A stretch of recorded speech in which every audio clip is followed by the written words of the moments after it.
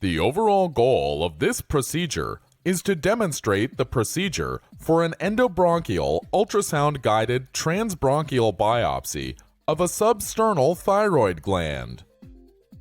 This is accomplished by first ruling out obvious endoluminal lesions using conventional bronchoscopy, and then deploying the endobronchial ultrasound-guided bronchoscope. The second step is to use ultrasound to locate the lesion of interest and identify a point of entry for the biopsy needle. Next, collect samples for analysis using transbronchial needle aspiration under real-time ultrasound guidance.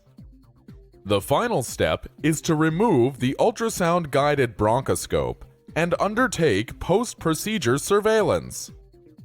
Ultimately, either rapid on-site cytopathology or in-lab cytopathology studies are used for preliminary impression of whether the lesion is benign or malignant. The main advantage of this technique over existing methods like mediastinoscopy or open thoracotomy is that it is minimally invasive and extremely cost-effective. Patients can go home the same day, and the complication rates for this procedure are extremely rare.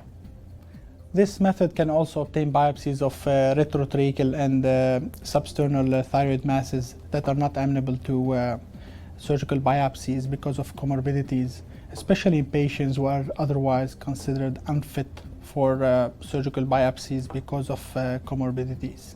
Knowing whether these thyroid lesions are malignant or benign may be crucial to deciding whether to curatively operate or care.